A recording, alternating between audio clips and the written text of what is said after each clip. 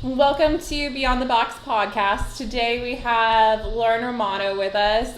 She is a 6-year CrossFitter, holder of her L1, and she works out at CrossFit Berserk here in town.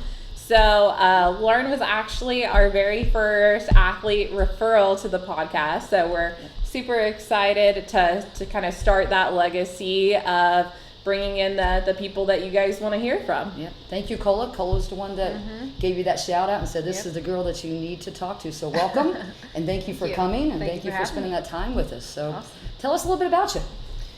Well, about 6 years ago, I was very overweight. Couldn't stand conventional gyms. I did not like working out by myself. I hated going to the gym without a plan. So I dropped into Berserk and could not finish my first class. Almost died and said, "Sign me up." Sign me up. This is for me. And that was history. This is for me. Yeah. Was there something that led you to CrossFit? Did you see something on TV and I started seeing it was kind of getting more and more popular 5 or 6 years ago, and I had just heard that it was really fun and there was a group and you could just go in and everybody kind of push you. You could scale it for your abilities, and that just drew me to it. Well, I'll just try it out. That little competitive spirit there. Yeah. Oh. Yeah. Yes. But yeah, and I almost died that first class, and I knew that was for me because the harder it is, the more I want to do it. Sure. I think we can all have some type of that story that first time we went to the gym. Because I remember my first experience, I thought, what did I do to this lady? Because she just attempted to kill me. And I think we did 10 400-meter row sprints just off the bat, and I couldn't walk for like 2 days afterwards, and I was like, mine was double dumbbells, box step ups, and couldn't feel your legs. Why were those so terrible? So you remember that first workout? Were those so you remember terrible? your first workout? Running and kettlebell swings. See, we still simple and atrocious. Simple and terrible. So we all remember that effect, but we all had the same response. Where do I sign up at? Exactly. That's it. Yeah. So you went to Berserk and fell in love with the place? I did. It's like a family over there. I mean, every CrossFit gym has a family, but that's my family. So. That's your family. That's a little bit of a tribe. Yeah. Gotta have that tribe feel. So for sure. You went in. You said you had like a weight loss journey that you were. I did. I lost almost 60 pounds. I was about 215 pounds when I started. I'm like 165-ish now. So that's great. So sharing the story put on muscle and And here you are now. Yeah. So when did you go to the L1? Beginning of this year, February, I think. Okay. Yeah. So newly, 6 months, 7 months, something like that. And the L1 because you wanted to share your journey with everybody and kind of be an inspiration? I also wanted to expand my knowledge. Okay. I'm very good at demoing movements, but I like to understand the why behind them, and just the internal stuff too, like the metabolic pathways and all that fun stuff. So Where'd you do L1 at? Jacksonville, CrossFit Tailwinds. Okay. Yeah. I did mine in Jacksonville at CrossFit Jacks. Okay. And you were? I was Tampa. Yep. I had a friend that lived like 15 minutes away, so nice. I was like, sure, I'll take free housing. You have a coach there that one of the L1 staff that really you connected with? I mean, Jason was. You had Jason Ackerman? I had Jason Ackerman. Amazing. I had Jason Ackerman. Shout out to Jason Ackerman. He was absolutely awesome. One that really caught you. Yes, her name was Rena Johns. She was excellent. I think she's just part of their staff, their training staff that travels around. But she was really good. So. Yeah. I mean, I don't think I've ever been so freaking sore without barely touching a barbell. PVC. PVC could be so evil. Yeah. And how many squats did you do? Not another a whole squat. lot. It was more just holding it. Like this. Just can I get up now? No. But I mean, just having that experience, I completely agree. For personal growth, for understanding, and I mean, you can learn a lot online and reading, but to be in an environment like that and see all of the cues live, because all of the participants in the class are in a circle with you. So you're seeing all of these different bodies, and you're seeing these amazing coaches and teachers adjusting live in the moment. So, I mean, I can't tell you how many cues I used while coaching because of what you there was learned. that exact same environment Right. and someone in that same situation, and okay, that didn't work, let's try this instead, and Just- making those adjustments. And learning the different scaling stuff too. Like, every coach has their own scaling things that they, that's their go-to for this or that, but there's so many options for scaling out there where, this one might work for you, but this one doesn't work for this person, and you can adjust it. And it's so important too, because CrossFit, like we've talked about before, it's for everybody. Yes. So everybody moves different. Everybody's in a different different space when they start, and not every cue works for everybody. You got to find something that connects to your athlete, to help them out. Attending that training really reinforced for me that idea that CrossFit is for everyone, just because you were able to see so many more options for how you could make something scalable to everyone. Like, I had an athlete who was in his 70s who I was doing personal training with, and I don't think I would have had the tools that I needed without going through that experience. And I mean, it was as simple as we wanted him to be able to get off of the ground, and we wanted him to be able to get out of a squat without having to push up, like just off of a box, those functional movements that we don't think about now, but are what keep you alive as you get into those upper years. And you see the people too that as they age, that they can't do the things that you're speaking of, and their quality of life goes downhill. So have you been coaching? I have. How you like that? I do like it. Tell me what's your favorite thing about it. I like demoing movements, proper technique. And one of the big things I learned in level 1 too is that a good rep for you looks different than a good rep for me. Everybody has different body type. There's different body short type. people, tall people. Some people have really long femurs. Some people got short Some femurs. people didn't get. Some people got some legs. Some people didn't. Exactly. And apparently, you got my share. You can have your share of femur back. You got my share. You got my share. And just like helping figure out like what is the cue or the technique that is going to work for you as an individual. What is going to help you get your first kipping pull up versus what's going to help him over here get his first kipping pull up. I think too, you share that same excitement when that athlete that you've been working with gets. It can be a small success, a big success. I think we all celebrate that. I think sometimes I get more excited than what the athlete may do. Sometimes and they're like,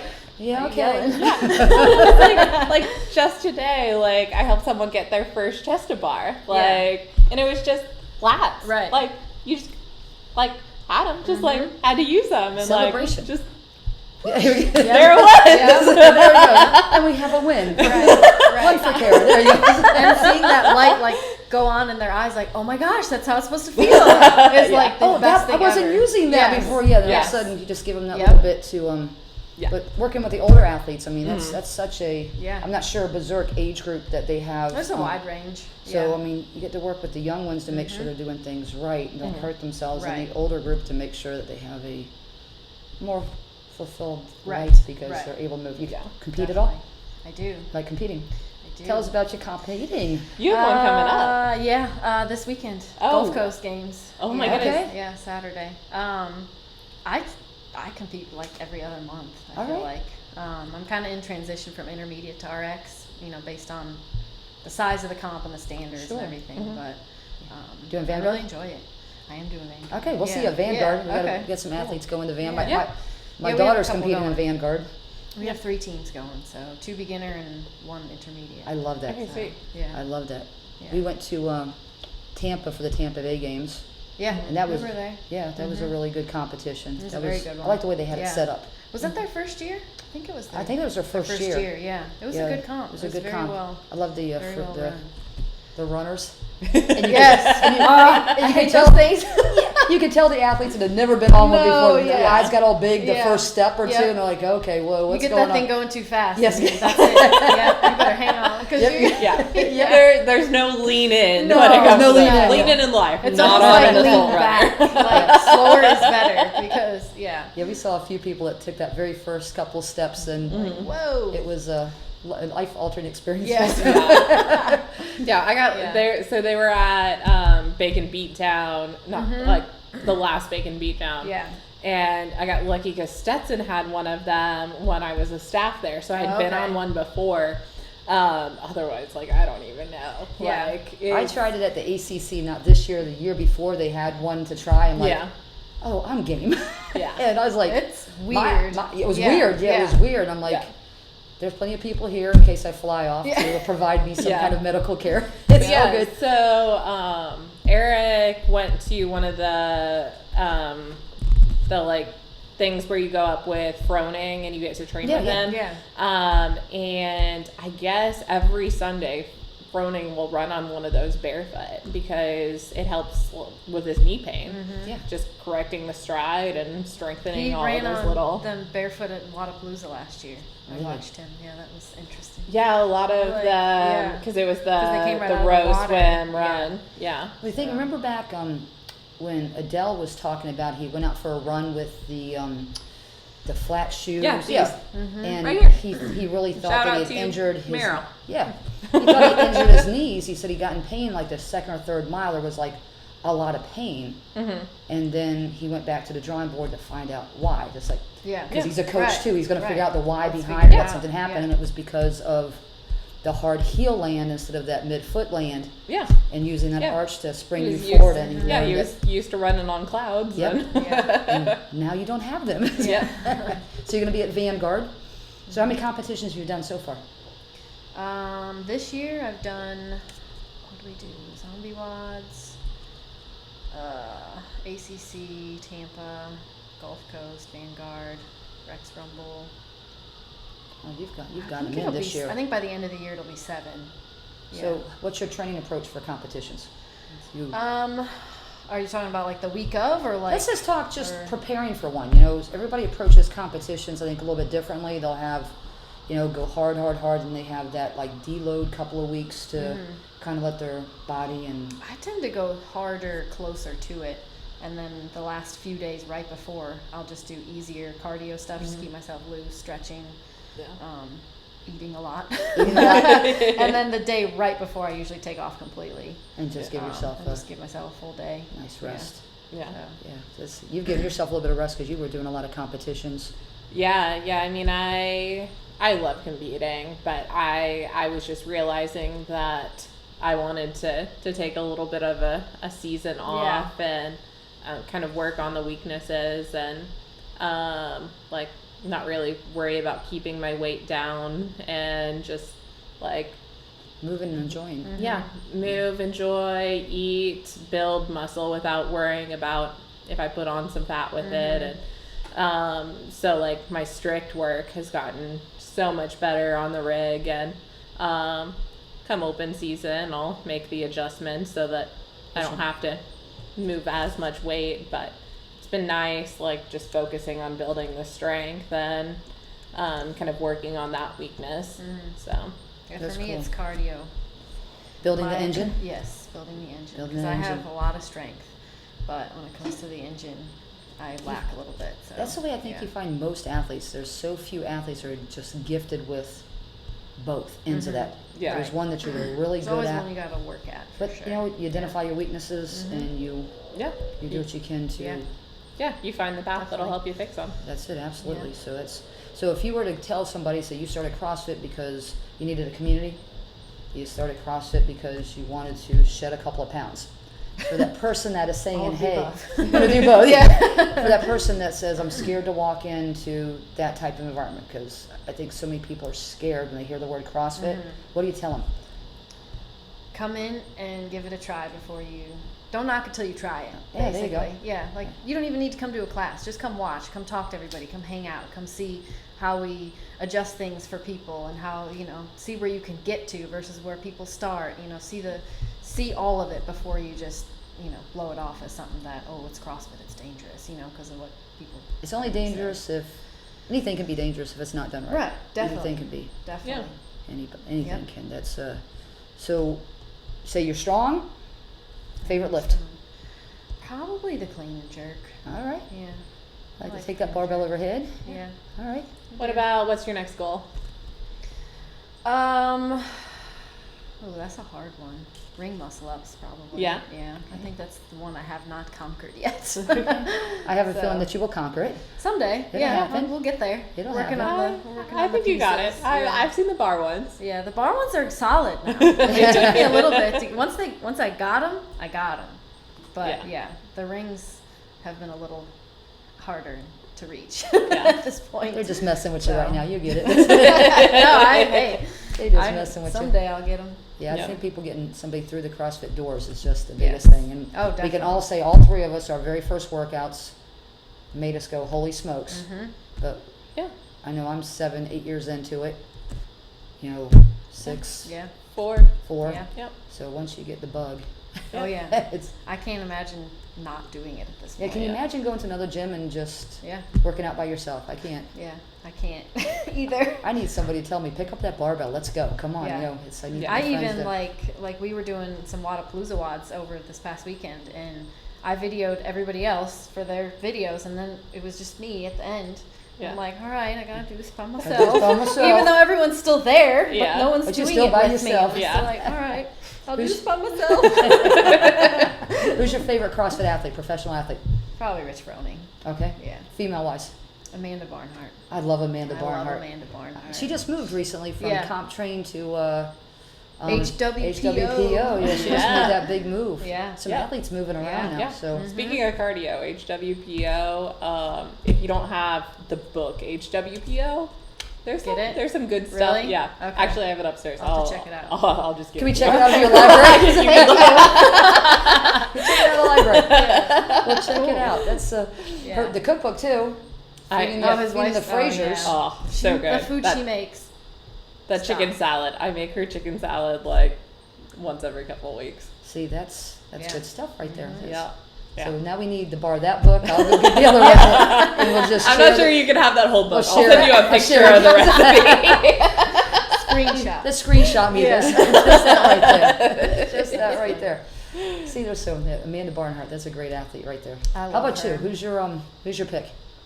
I don't know if I could pick male right away, but female's definitely Danny Spiegel. Spiegel. She's just my girl. Yeah.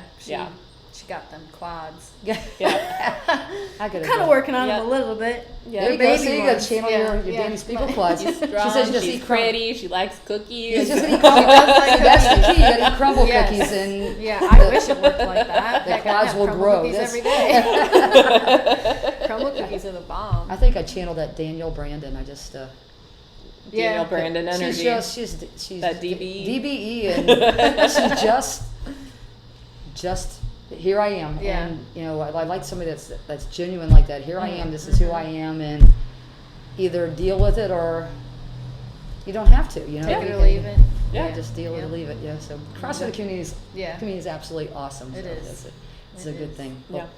We appreciate you coming on and talking to us. Thank you for having me. This is great. And very cool. We got to thank Cola for sending us sending you a shout out saying this is where we need to talk. And congratulations on where you started to where you're at right now. That's pretty daggone awesome. That's a great coach. Curtis is awesome. Love Curtis. I love Curtis. I hear so many people say, I love me some Curtis. Gosh. I love me some Curtis. Yeah. Excellent. The bearded guy. Yes. Yep. Yeah. I was about to do this. Yeah. Every time this. When you talk to Curtis, he's going to do this, so you can guarantee you're going to get. Yes. So if you walk in doing it, he'll join you. Yes, he will. No, he's got two. He's got this one, and he's got this one. Yep. No, there's just something about a solid mentor. I mean, I wouldn't still be in CrossFit if it weren't for Nikki. So I mean, she's the one that. And she keeps me young because I'm still. She keeps me young. I'm like, oh gosh, she's ahead of me. Let me go try to catch her again. I'm like, for me now, it's back in the day was when she first started, my engine was a little bit bigger. But now I'm like, there she goes. I always say wear something really cool in the back of your shirt so I can see it. Right. Yeah. So I can follow you. So I can follow you. I can follow you. My favorite was what was it? The turkey trot that we did from the gym that one year, and I didn't realize we were starting so soon. So I did the first 200 meters, finishing my donut. Hey, it's fuel, okay? I am not a runner. I'm struggling. I hate running. And I'm like, donut. She's jogging down the road and got the best time that she's ever run. It was a donut. PR'd by 2.5 minutes. By 2.5 minutes. But the first 200 meters was eating it. So this is what we've got to do. Yeah. Okay. I'm bringing donuts the next time we run. I'll bring crumble cookies. I love Maybe it. we'll grow quads and running. There we go. Yeah. We have our goals. All right. Well, on thank that you. note, Thank if you. there is Thank someone you. that you would like to see come in and have a chat with us, please do that. We'd love to hear your recommendations. Yeah, bring them on. Thank you again, and Thank we'll see you. you next time, guys. Thanks Bye. for watching. Bye. See ya.